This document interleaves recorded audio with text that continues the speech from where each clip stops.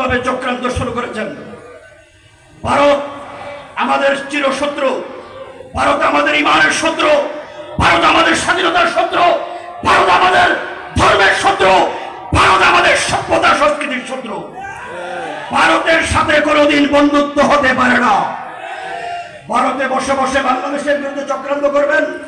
শেখ হাসিনাকে হুঁশিয়ার করে দিতে চাই, আপনি দীর্ঘ সময় চক্রান্ত করে ক্ষমতায় থাকতে পারেন নাই, চোরের মতো পালাতে বাধ্য হয়েছেন। আবার যদি চক্রান্ত করেন, ভারত যদি বাংলাদেশের স্বাধীনতার উপর হস্তক্ষেপ করে, বাংলাদেশের তৌহিদি জনতার ঈমান আকীদা নিয়ে চক্রান্ত করে লড়াই করার জন্য প্রয়োজনে আমরা প্রস্তুত নেব, প্রয়োজনে ভারতের বিরুদ্ধে যুদ্ধ করব, কিন্তু ভারতকে বিনা চ্যালেঞ্জে ছেড়ে দেব না। শেষ কথা হলো, হেফাজতে ইসলাম আছে, থাকবে। হেফাজতকে যারা নিভিয়ে দিতে চাইবে তারাই নিভে যাবে। বাংলাদেশের উলামা ইকরামের খেদমতে বিনীত আরজ করব, দেশের আকাশে কালো মেঘ ঘুরছে, সুতরাং এই সময়ে বই পেলে হবে না। আমরা আওয়ামী জালেমের বিরুদ্ধে লড়াই করেছি, কোন নতুন জালেম বাংলাদেশের ক্ষমতায় আসুক আমরা চাই না। এই জন্য আমাদেরকে ঐক্যবদ্ধ হতে হবে। হেফাজত ঐক্যবদ্ধ আছে, ঐক্যবদ্ধ থাকবে। হেফাজতকে যারা দুর্বল করতে চাইবে তারাই দুর্বল হয়ে যাবে।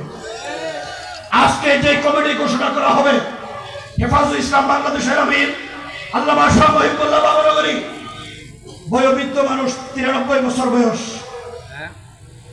হেফাজতের সিনিয়র নায়েব আমির হাটাজারি মাদ্রাসার মুহতামিম আল্লামা খলিল আহমদ কুরাইশি মুর্তজিল আলী। হেফাজতের মহাসচিব আল্লামা শেখ সাজিদুর রহমান। আমির সাহেব অসুস্থ, ওনার সাহেব দাদা হযরত আল্লামা আইয়ুব বাবনগরী সাহেব স্টেজে আছেন, ওনাকে পাঠিয়েছে। আমাদের মুয়াজ্জিব সাহেবের আহলিয়া অসুস্থ, আপনাদের কাছে দোয়া চেয়েছেন। হাটাজারির মুহতামিম সাহেব বিশেষ কারণে আসতে পারেন নাই, আপনাদের কাছে দোয়া চেয়েছেন। আমি আপনাদেরকে জিজ্ঞেস করি, হেফাজতে ইসলাম আগামী দিনে যে কোনো দেশের স্বার্থে, দ্বীনের স্বার্থে, ইসলাম বিরোধী শক্তির মোকাবেলা করার স্বার্থে, আন্তর্জাতিক সাম্রাজ্যবাদী, আধিপত্যবাদী, আগ্রাসনবাদী শক্তির মোকাবেলা করার জন্য যদি হেফাজত ডাক দেয়, মাঝে নামার জন্য প্রস্তুত আছে। শেষ কথা হলো, আল্লামা ইকবাল বলেন, सबक पर पड़ सदाकत का, शुजाअत का, अदालत का, लिया जाएगा तुझसे काम दुनिया की इमामत का। আমাদেরকে ভয় দেখিয়ে কোনো লাভ নাই। तौहीद की अमानत सीनों में है हमारे, आसा नहीं मिटाना नामो निशा हमारा।